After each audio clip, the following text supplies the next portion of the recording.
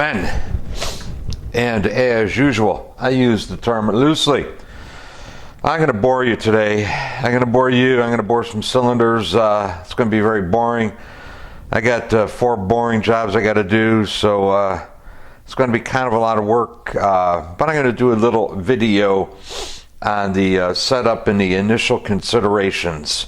I've got a pair of 1000cc jugs over here, customer sent in, and he wants them bored out. So the first thing you got to know is what size are they to begin with, and he didn't send me the pistons. These are 1000cc jugs, and the nominal size of a 1000cc jug standard bore is 3.188. So let's see what size these bastards are.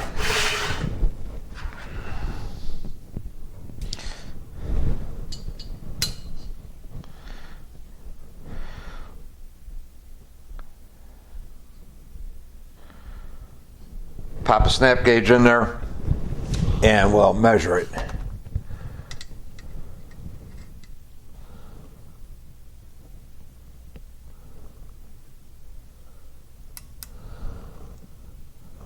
Okay, I come up with 3.196.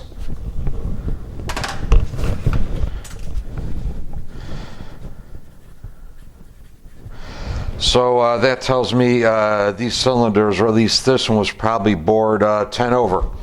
Let's check the other one.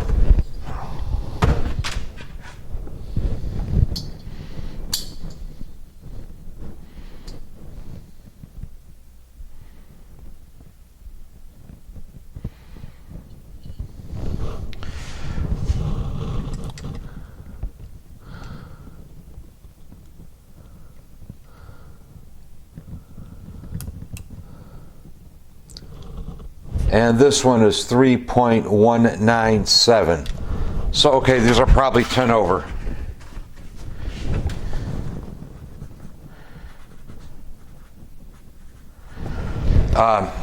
The only reason I really need to know that number is to order pistons, which I measured these and I ordered pistons. I ordered a set of 20 over. So just your standard V-twin replica 020 over piston. And just to confirm, let's make sure it doesn't go in the hole, huh? And that's about right. Pistons, if you don't know, are neither round nor are they straight. They're tapered in their campground. So that's what I kind of expect on this. When I measure cylinders, generally I will measure fore to aft because those are the thrust faces. And when I measure a piston, of course, you measure fore to aft because the piston is always wider along the thrust faces than it is on the side faces.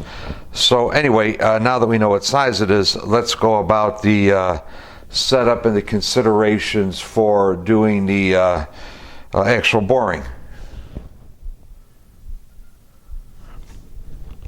Okay, so how do you get the diameter of a cylinder bore to be 3 or 4 thousandths of an inch bigger than the diameter of a piston? This is how I do it. I have a caliper that's locked in to the diameter of the piston at the piston skirt on the thrust faces. I then take a dial bore gauge and I adjust it to be 0.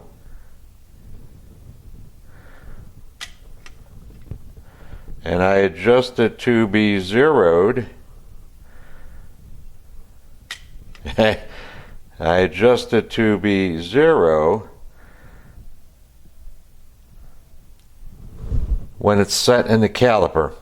So this diameter, or this dimension, matches the diameter of this piston.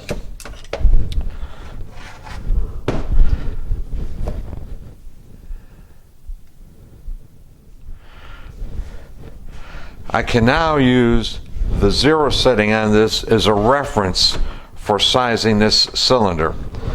So let's place the dial bore gauge in the cylinder, and we'll place it along the thrust faces, and we'll see what we got.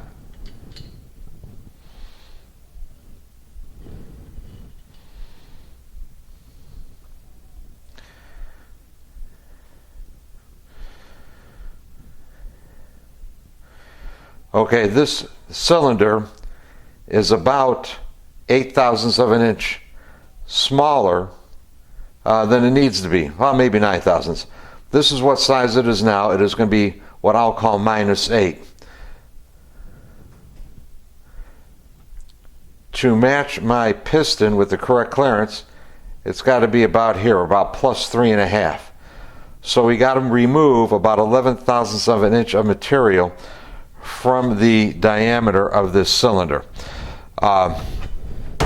Once I lock this micrometer down, I do not move these adjustments, this adjustment, until this particular bore job is complete, because I will be checking my progress on the boring bar with this dial bore indicator, and every so often I'll come back over and I will reference it against my locked in dimension on the caliper to make sure nothing has changed. So let's go set the boring machine up. This is the boring machine. This is I believe it's about a 1948. It is a Kwik Way, and I believe it is a model FN. Bought it off of eBay quite a while ago. These days, the prices on these things have gone absolutely insane. What I'm doing now is there are matched sets of centering fingers, and you install these in the boring bar. They have a ramp on one end. When you tighten the drawbar, the ramp pushes the centering fingers out against the cylinder to center the boring bar in the cylinder.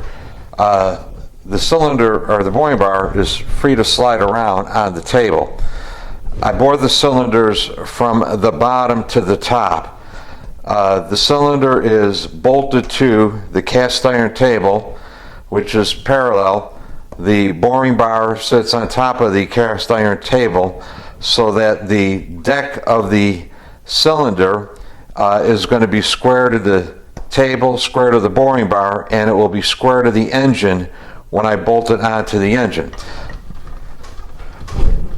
So to center it, you crank the bar down to about the middle of the cylinder. I go up top, tighten the drawbar.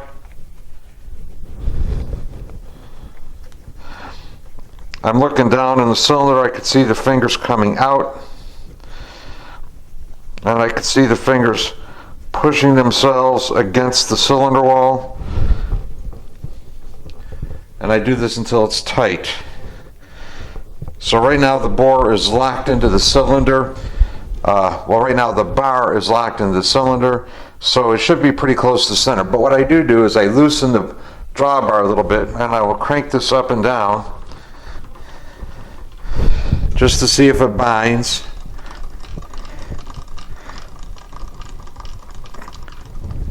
It should stay pretty close, and then I will start tightening the base of the boring bar.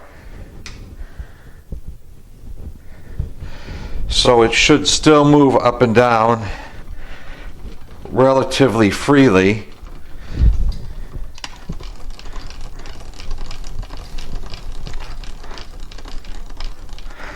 If it were to bind in any one area, that would tell me that my cylinder previously was not bored straight or had worn crooked. I'll tighten up the drawbar a little bit. I'll repeat the experiment. And I'll do that 3 or 4 times.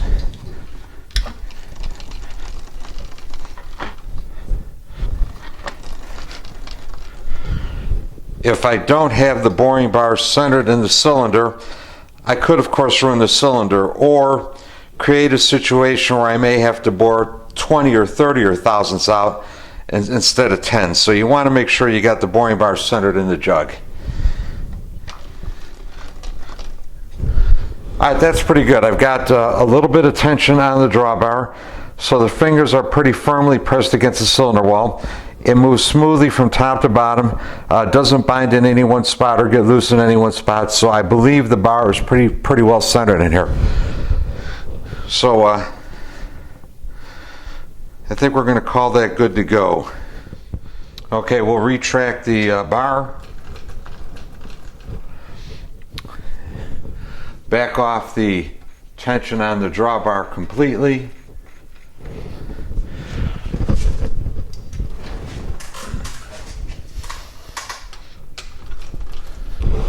And let's pull the centering fingers out.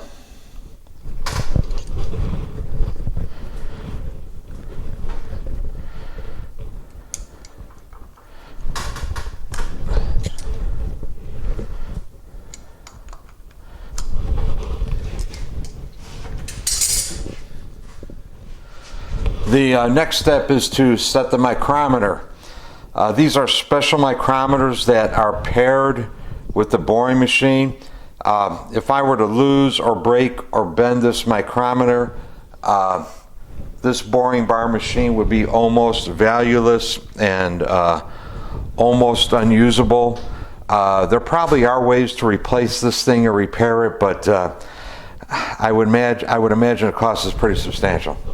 So we'll set the diameter, we'll set the micrometer. This is used for setting the stop on the cutting tool.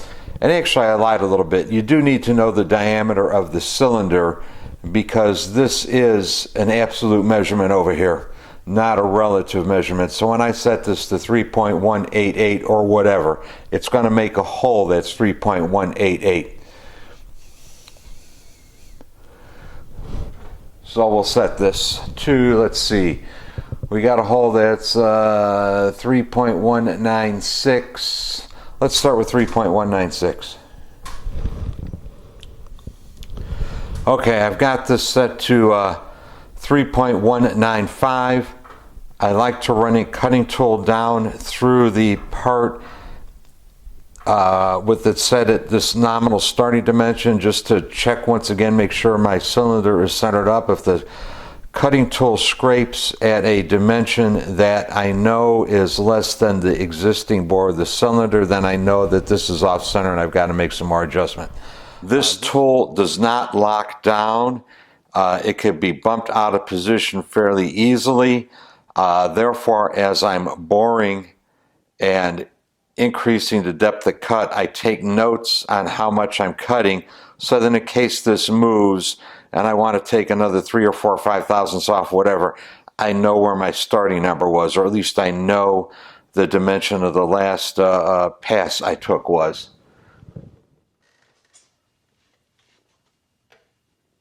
Okay, so here's how this works. This particular machine has 2 cutting tools. There is a roughing tool and a fine tool. I'll use the roughing tool and the fast feed speed until I get within the last thousandth or two. Then I'll switch to the fine roughing or the fine cutting tool, and I'll go down to the slow cutting speed. The tool goes in here. It gets locked into the retracted position with a set screw. The micrometer goes in here. It locks into a detent. You make sure you've got your adjustment set to whatever you want it to be. And then you release the cutting tool. The cutting tool pops out against the micrometer. You lock the cutting tool down. Make sure you remember to move this, because if you don't, you turn the machine on, you will fuck everything all up.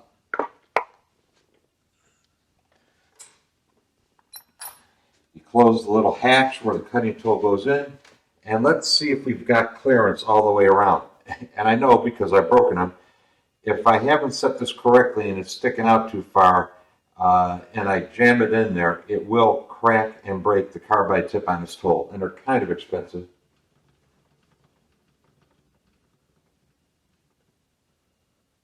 Okay, I'm just below the bottom edge of the cylinder.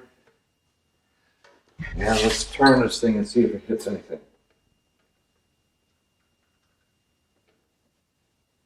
It does not. Let's go a little deeper. Let's see if it hits anything. It does not. Very good. So I'm ready to turn this on and make a first pass.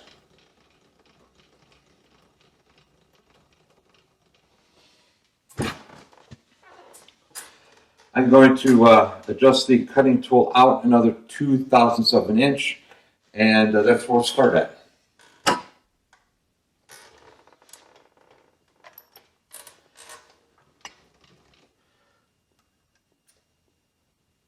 Loosen the set screw, push the cutting tool in, open the little hatch,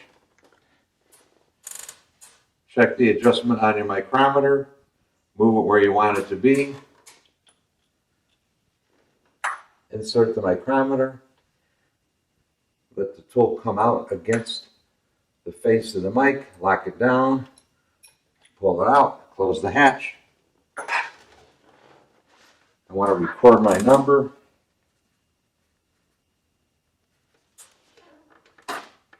Let's fire it up and see what happens.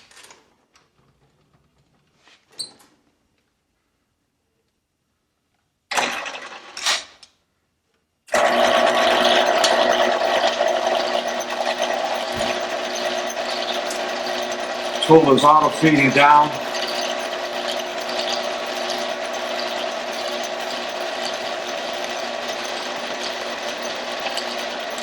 It's not cutting anything yet. You can tell by the sound.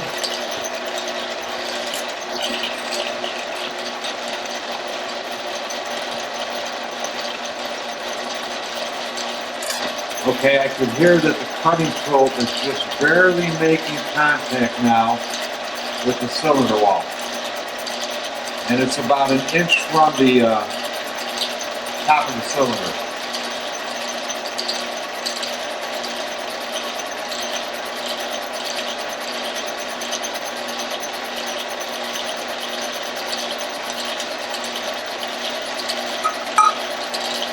And that's telling me the cylinder is probably a little bit out of round.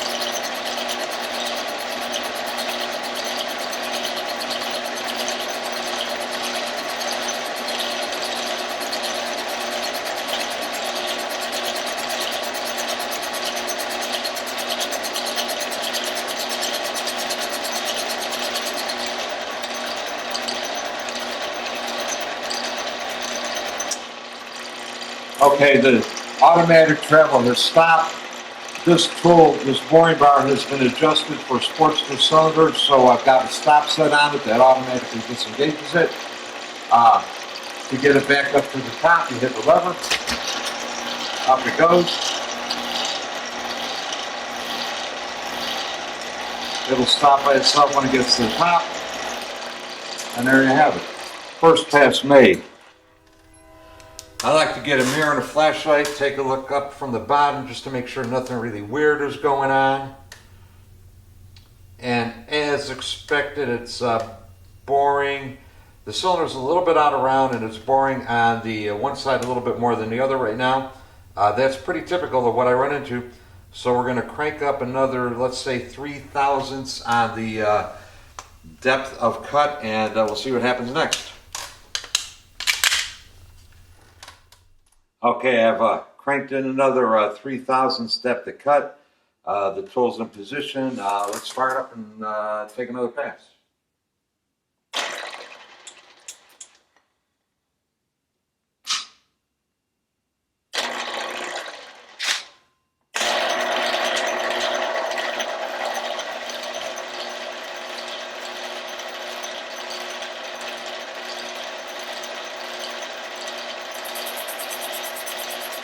Okay, I can hear it cutting, and it sounds like it's cutting all the way around. That's a good thing. I like to put a bag underneath them to catch the iron dust when it comes out.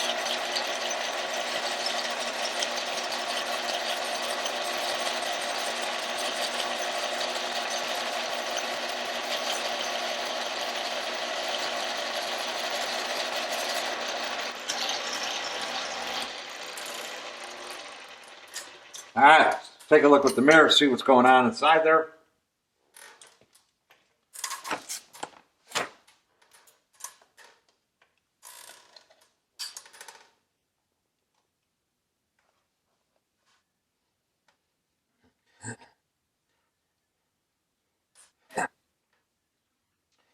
Kind of an interesting result was going on there. It's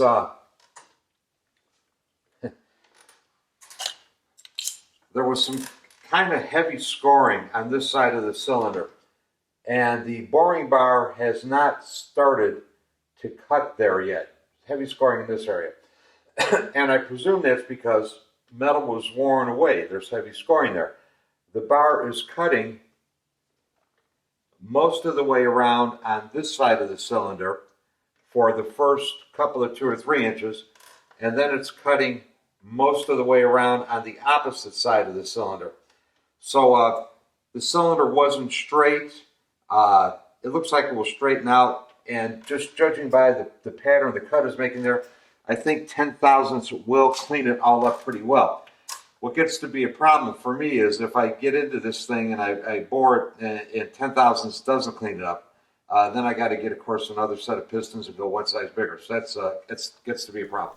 Okay, the bar was cutting just about all the way around. There's an area at the very bottom where it's not quite cutting, and an area at the top where it's not quite cutting. Let's stick the bore gauge in there and see how we're doing on this thing.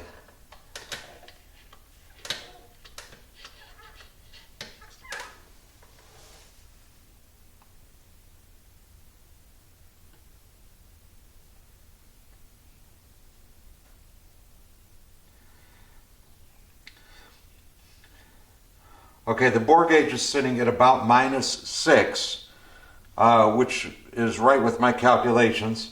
So I've got to take about another, say 8/1000ths off. Very good. I think this will clean up with the 10/over bore job nicely. We're going to adjust the cutter and take another, I think I'm going to live dangerously. I think I'm going to take 4 out this time instead of 3.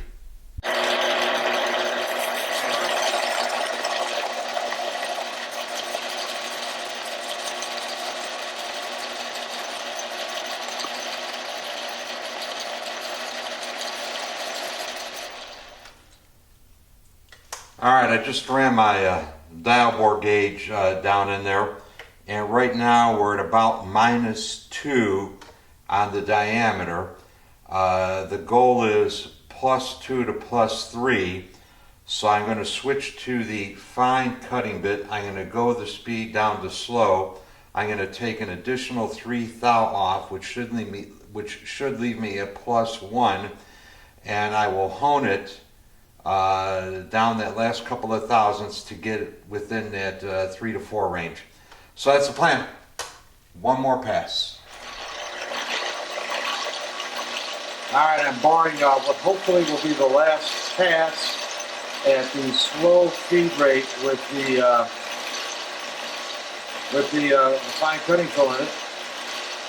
So let's see how this goes.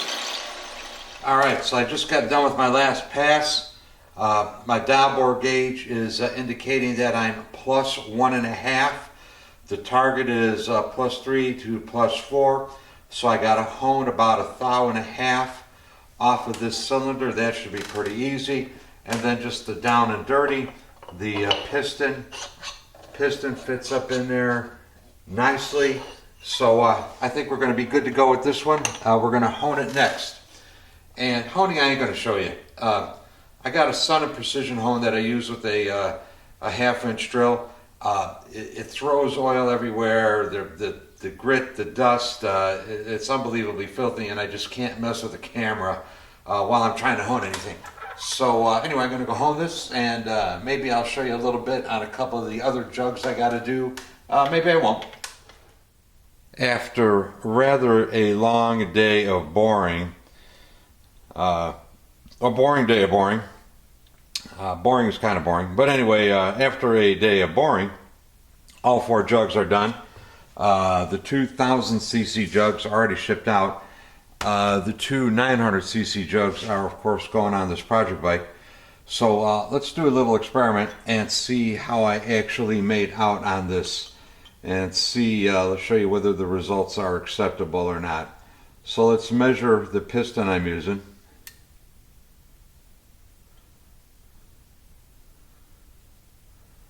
Okay, there it is.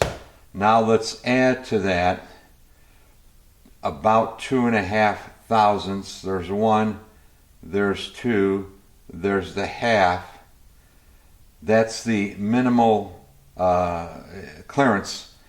And we'll add a scotch to that because when I measured these and set them up in the first place, the goal was to end up between 2.5 and 3. So we'll add a scotch. The scotch representing the 1/2 thousandth. So the dial, the caliper is now set up to what the desired bore should be. So let's zero it up on the dial bore indicator.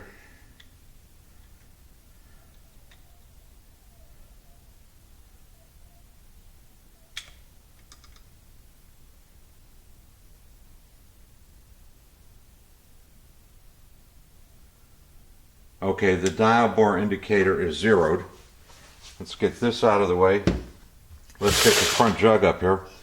So theoretically, if I did my homework and my measurements and procedures were correct, the dial bore gauge should go to 0. Or very, very close to 0 at least. Let's see how I made out.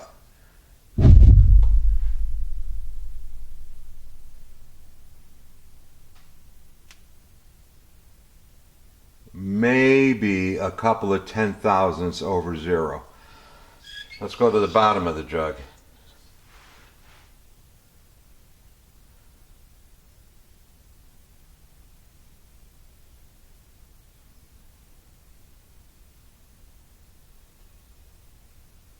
Okay, maybe a 1/2 10,000th over 0. So there's a little bit of taper, about maybe 3 10,000ths of a taper. That's not bad. Let's look at the top on the other 90-degree axis.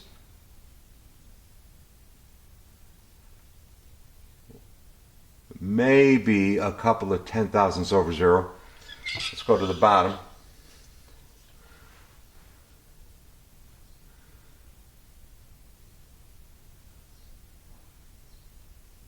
And maybe 4 10,000ths over 0. So there you have it. A jug that is round and straight within a couple of 10,000ths of the target value. You know, for a modern high-tech engine, is that good enough? I don't know, maybe, maybe not. I think on the new Harleys, the Evo motors, the clearance is supposed to be 1.5 between the piston and the cylinder. Don't quote me on that. I don't do new Harleys, I do old Harleys. But for this old Harley, yeah, that's within tolerance. This jug is good to go. I'm very happy with that. Let's take a look at the rear one and see how I made out.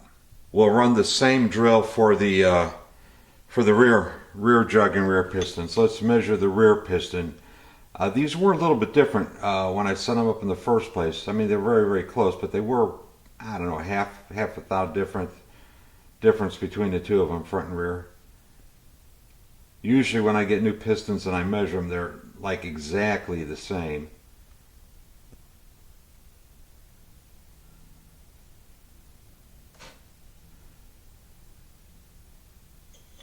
Yeah, this one is about a 1/2 thousandth smaller than the front one. So let's add the 2.5 thousandths back on there. There's 1 thousandth. There's the 2 thousandths. There's the half, and then there's the scotch to get me between the 2.5 and the 3 desired clearance. Lock this down. Let's zero out the dial bore gauge again.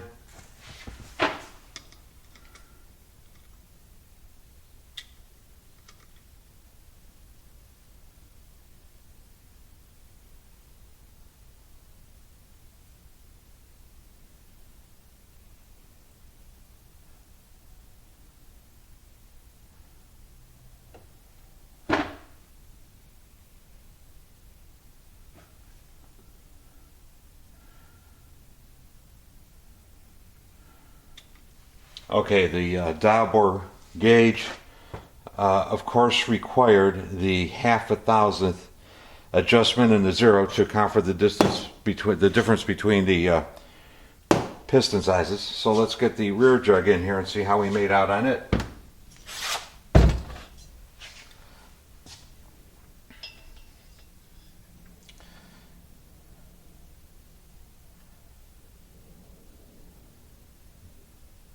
Maybe a couple of 10,000ths over the 0 point.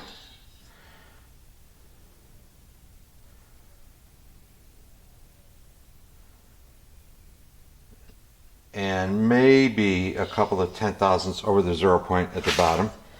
Let's go 90 degrees, check the round on it.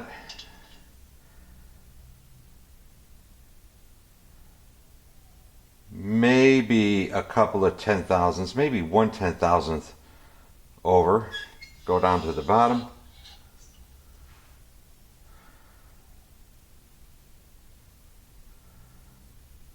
And once again, maybe a couple of 10,000ths over. So the rear one, as it turns out, is actually a little bit straighter than the front one. The front one maybe was, I don't know, maybe 2 or 3 10,000ths difference top to bottom. The rear one, for all intents and purposes, is dead nuts right on. But anyway, once again, for an iron head, very good. I'm happy with that. Those jugs are going to be fine. And for today, I am out of here. Thanks for watching. Please subscribe.